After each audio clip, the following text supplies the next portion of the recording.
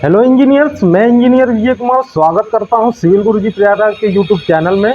जैसा आप देख रहे हैं कि हम लोग एक साइट पर आए हुए हैं। यहाँ पर कुछ शटरिंग का पार्ट लगा हुआ है। यहाँ पर हम कुछ कंस्ट्रक्शन स्टेप को भी समझने वाले हैं। आज हमारे साथ हमारे 17वें बैच के ट्रेनी लोग हैं। इनको जो है डिटेल में सारे कुछ के बारे में अच्छे से इनको समझाने की कोशिश करेंगे। सो इंजीनियर्स, आप भी हमारे साथ पूरे वीडियो में बने रहिएगा। तो हम लोग स्टार्ट करते हैं ना। तो जब कभी भी हमको एक कंक्रीट को ना एक रिक्वायर्ड शेप देना होगा, क्योंकि अब कॉलम बनाना होता है, बीम बनाना होता है, स्लैब ढालनी होती है। क्योंकि कंक्रीट कैसा होगा, गीला मटेरियल होगा, तो उसको जब कोई शेप नहीं प्रोवाइड करेंगे तो वो किसी भी शेप में हो सकता है, फैल सकता है। तो उस चीज़ को हमको पूरे अरेंजमेंट के साथ में जो फॉर्म वर्क होता है उसको लगाना पड़ता है। कोई भी बीम बनाने के लिए, कोई भी कॉलम बनाने के लिए, कोई स्लैब बनाने के लिए। तो अब इस जो फॉर्म वर्क होता है ना, उसके अरेंजमेंट को समझते हैं। तो जो फॉर्म वर्क बेसिकली 3 चीज़ों से मिल करके बना होता है।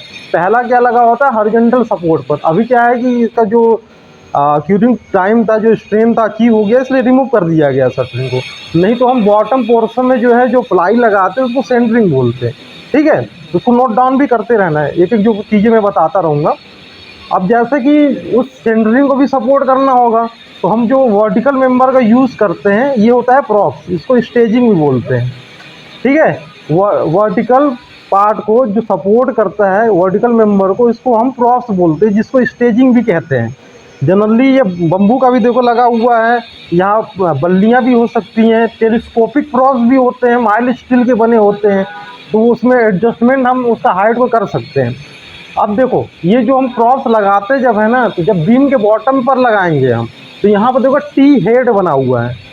टी हेड इसलिए बनाया गया है ताकि इसकी एरिया को हम बढ़ा दें, ऊपर क्रॉस सेक्शन को बढ़ा दें, ताकि जब बीम का बॉटम इस पर रेस्ट करे तो ये पेंट्रेट ना कर दे इस चीज़ को, नहीं तो प्लाई को फाड़ सकता है ये।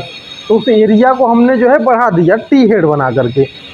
जो बीम का बॉटम होता है ये भी सेंटरिंग ही होता है, जिसको सॉफिट बोलते हैं, टेक्निकल टर्म में सॉफिट। जैसे लिंटल के बॉटम में जो चीज़ हम लगाते हैं वो सॉफिट हो गया, बीम का जो बॉटम हो गया वो सॉफिट हो गया। यहाँ पर जो हम लैंडिंग की बात करेंगे या हमारे वेस्ट स्लैब की बात करेंगे, नीचे पोर्शन में जो लगाते हैं वो सॉफिट।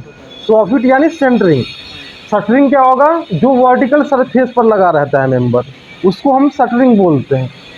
शटरिंग क्या है, जो वर्टिकल सरफेस पर लगा हुआ है। तो 3 चीज़ें हो गई ना, हमारा हॉरिजॉन्टल पार्ट पर लगा हुआ सेंटरिंग, सेंटरिंग को सपोर्ट करने के लिए प्रॉप्स, जो शटरिंग होता है वर्टिकल सरफेस पर लगा होता है, उसको भी सपोर्ट करने के लिए कभी कभी हमको प्रॉप्स लगाना पड़ता है। जैसे कॉलम में जब हम फॉर्म पूरा ऐसे खड़ा करेंगे तो इधर उधर फैल ना जाए, भाग ना जाए, इसके लिए हम अगल बगल से जो है प्रॉप्स से उसको सपोर्ट कर देते हैं। ठीक है, तो ये सारी चीज़ें हमारी क्लियर हो गई। अब जैसे प्रॉप्स लगाने की जब बारी आती है तो इनके बीच की स्पेसिंग को ना हमको मेंटेन करना रहता है। अब क्योंकि जो बीम है हमारा हैवी पोर्शन है, ये हैवी मेंबर है, इस पर स्लैब का भी लोड आ रहा है और बीम का भी डेड वेट रहेगा। तो उस चीज़ के लिए ना इसको हमको क्लोज लगाना पड़ता है। यानी इसकी स्पेसिंग, दो प्रॉप्स के बीच की स्पेसिंग कितनी होगी, 600 mm से 800 mm। ठीक है, हाँ, 600 mm से 800 mm के बीच की स्पेसिंग आप मेंटेन कर सकते हो। और रही बात स्लैब के बॉटम में लगाने के लिए, तो स्लैब के बॉटम में 900 से 1200 mm। ठीक है, क्योंकि स्लैब जो रहता है थोड़ा लाइट मेंबर होता है, तो इसके बीच में अगर प्रॉप्स के बीच की स्पेसिंग आप बढ़ा भी देते हो तो कोई दिक्कत नहीं होता है। अब जैसे देखो यहाँ पर क्या हो रहा था कि पहले हमारा पूरा फ्रेम स्ट्रक्चर बनाया जाता है। फ्रेम स्ट्रक्चर बनाने के बाद ही हमको नीचे जो है ब्रिक वर्क करना है।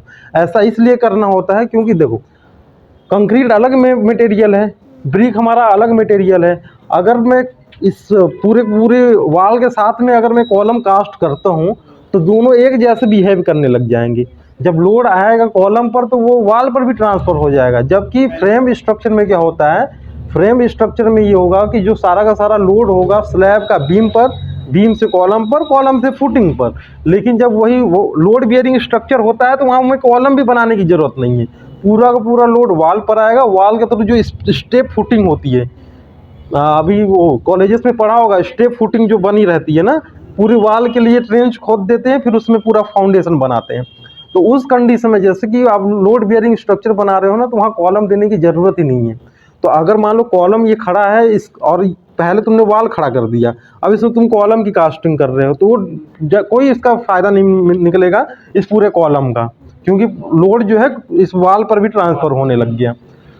अब क्या होगा कि जैसे ऊपर से जब लोड आ रहा है और कई लोग क्या करेंगे कि ऊपर बीम भी नहीं प्रोवाइड करते हैं, तो फिर आपका फ्रेम स्ट्रक्चर वो रहा ही नहीं। अगर बीम नहीं है ना, कॉलम आपने बना दिया, भले ही बना दिया मान लो, अब और ऊपर जो है आपने बीम प्रोवाइड नहीं किया, तो क्या होगा, पूरा स्लैब का लोड वाल पर आने लग जाएगा, कॉलम से कोई मतलब नहीं रहेगा, तो हमारा फ्रेम स्ट्रक्चर हुआ ही नहीं। तो कॉलम में पैसा लगाना यानी पैसे की बर्बादी हो जाएगी उस टाइम में। तो ये बात होगी हमारी शटरिंग सेंटरिंग की, क्या मटेरियल हम यूज़ करते हैं। अब जब हम सेंटरिंग में प्लाई यूज़ करते हैं ना, तो उसके नीचे बैटेन लगाना होता है। बैटेन क्या होता है, ये वाला पोर्शन जो दिख रहा है ना, ये वाला, इसको हम बैटेन बोलते हैं।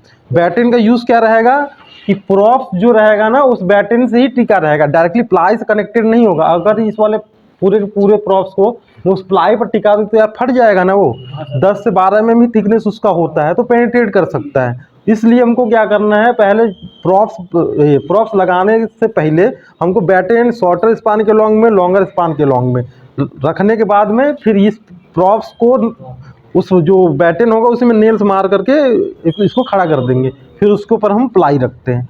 अब जैसे ये हो गई बात मटेरियल की। अब जब शटरिंग जब कहीं पर भी हुआ रहेगा तो एज ए इंजीनियर आपकी क्या रोल रिस्पॉन्सिबिलिटी होगी, क्या क्या मुझे उसमें चेक करना होता है।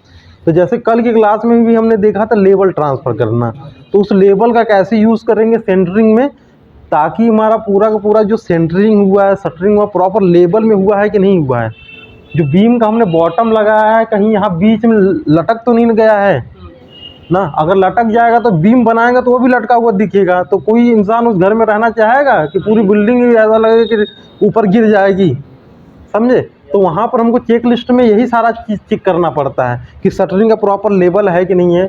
उस लेवल को चेक करने के लिए मैंने क्या बताया था, ऊपर जो बार गया होगा, बार के ऊपर 500 mm का हमने मार्किंग कर लिया, उसी मार्किंग को हर रॉड के ऊपर ट्रांसफ़र कर दिया, धागा बांध दिया। अब जैसे 500 mm आ रहा है उस धागे से जो सेंटरिंग का टॉप है, तो हर जगह वो 500 में मेंटेन होना चाहिए। नहीं आ रहा है तो फिर अप डाउन मुझे करना पड़ेगा। वैसे ही उस वाटर लेवल का जैसे यूज़ किया ना, वैसे ही ऑटो लेवल का भी यूज़ करते हैं, वैसी लेवल चेक करने के लिए। लेकिन वहाँ पर जो हमारा काम है स्पीड बढ़ जाती है, ठीक है। रही बात हमारा लेवलिंग की, हमने लेवलिंग पूरा चेक कर लिया, प्रॉपर हमारा शटरिंग हो गया। उसके बाद होता है उसमें जॉइंट देखते हैं ना, क्योंकि अगर दो प्लाई ऐसे एक जगह पर है और उनके बीच में ऐसे जगह रहेगा तो कंक्रीट जब डालेंगे तो पूरी पूरी स्लरी के नीचे गिर जाएगी। तो जब स्लरी के माध्यम से क्या क्या निकलता है, सैंड निकलता है, सीमेंट निकलता है, तो बॉन्डिंग जो वो स्ट्रेंथ तो अचीव ही नहीं हो पाएगा। तो इसके लिए हमको जॉइंट को कैसे फिल करना है, टेप से। पहले जो अगर छोटा जॉइंट है तो टेप लगा देना है, अगर बड़ा जॉइंट है तो उसमें थर्माकोल या प्लास्टर ऑफ पेरिस पीओपी आता है, उसको लगा करके अच्छे से कवर कर देना। अब जैसी शटरिंग हो जाएगा ना, उसके ऊपर हमको ऑयल लगाना होता है। बता रहा हूँ, ऑयल इसलिए लगाते हैं ना ताकि जो कंक्रीट हो, कंक्रीट उस प्लाई के साथ चिपक ना जाए। हाँ, उसके बीच जब निकाले तो स्मूथली निकलता जाए। जैसे ब्लैक ब्लैक तुम लोग को दिख रहा होगा ये ना, कंक्रीट पर लगा हुआ, ये उसी जो शटरिंग सेंटरिंग है ना, उसी का ऑयल उस पर चिपका हुआ है। इससे क्या है कि पूरी सेंटरिंग आसानी से उखड़ जाती है। ऑयल के लिए जला हुआ मोबिल ना, और शटरिंग ऑयल के नाम से भी आते हैं यहाँ ऑयल मार्केट में ना। शटरिंग ऑयल के रूप में वही जली हुई मोबिल, जैसे गाड़ियों से जो निकलता है, जहाँ ट्रकें बन रही हैं वहाँ बहुत ज़्यादा मोबिल निकलता है, कचरा रहता है वो, तो उसको वही लेप कर देना है। ऐसा इसलिए करना होता है, शटरिंग के ऊपर पहले ही मोबिल लगाना रहता है या कोई भी ऑयल लगाना होता है, इसलिए ताकि उस पर जो रेनफोर्समेंट जब बिछाएं तो उसके ऊपर से ना करना पड़ जाए यार। क्योंकि अगर हमने शटरिंग लगा दिया फिर रेनफोर्समेंट बिछा दिया, अब पता चला ऊपर से मार पोते पड़े हैं, तो जब पोतेंगे तो सरिया पर लग जाएगा ना यार। तो जब सरिया पर लग जाएगा तो कंक्रीट के साथ तो बॉन्डिंग नहीं बना पाएगा, तो वो स्ट्रेंथ ही नहीं मिल पाएगा। पता चला शटरिंग के साथ पूरी छत गिर गई ऊपर, और ऐसा केस देखने को मिलता भी है, ये लापरवाही की वजह से होता है। तो ये होगी शटरिंग का चेक लिस्ट। हमने क्या क्या चेक किया, प्रॉपर जॉइंट सही है कि नहीं है, ये प्रॉप्स की प्रॉपर स्पेसिंग सही है कि नहीं है, सही सीधा लगा हुआ कि नहीं है, टी हेड लगाओ। चेक लिस्ट का मतलब होता है कि ये इंश्योर करना जिससे इससे कोई दुर्घटना ना हो, ताकि और हमारा कोई नुकसान ना हो, स्ट्रेंथ में कोई कमी ना है। यही होता है चेक लिस्ट में, हर एक चीज़ का चेक लिस्ट होता है। जैसे ब्रिक वर्क हुआ है, कंक्रीट वर्क है, हमने बीबीएस बार बेंडिंग शेड्यूल किया, सरिया बिछाया, उसमें भी चेक लिस्ट है। इन चेक लिस्टों का मतलब यही आप इंश्योर कर रहे हो कि आपकी निगरानी में काम सही हुआ है। उसमें यस नो करना रहता है कि साइड पर जो भी शटरिंग हुआ उसमें कोई ज्वाइंट तो नहीं ना है, यस रहेगा तो यस, आपने सही कर दिया तो नो, ऐसे करके हमको चेक लिस्ट फॉलो करने पड़ते। अभी जैसे स्टेयर केस की बात कर रहे थे ना, यहाँ पर देखो जो हम लोगों ने अभी डॉग लेग स्टेयर केस पढ़ा था ना, वो स्टेयर केस नहीं है, ये हाफ टर्न स्टेयर केस है। हाँ, अभी क्या हुआ कि यहाँ पर गया, फिर यहाँ पर एक टर्न हुआ 90 डिग्री पर। देखो ऊपर जा करके 90 डिग्री पर टर्न है ना, फिर इस डायरेक्शन में टर्न है। देखो ऐसी स्टेयर केस वहाँ पर देनी पड़ती है जब चौड़ाई ज़्यादा होती है। जैसे डॉग लेग स्टेयर केस होगा ना, मिनिमम अगर 6 फीट का स्पेस है, 3 फीट एक फ्लाइट के लिए, 3 फीट दूसरी फ्लाइट के लिए, तो वहाँ पर डॉग लेग स्टेयर केस हम प्रोवाइड कर देते हैं। लेकिन जहाँ पर चौड़ाई ज़्यादा होगी, मान लो 8-10 फीट है, तो देखो ना ये वाला भी वहाँ पर जो स्टेप से बन गया है, और ये वाला लेंथ भी हमको कम रिक्वायर्ड पड़ा, नहीं तो जनरली ऐसे 12 फीट की ज़रूरत पड़ती, यहाँ 8 फीट में ही काम चल गया।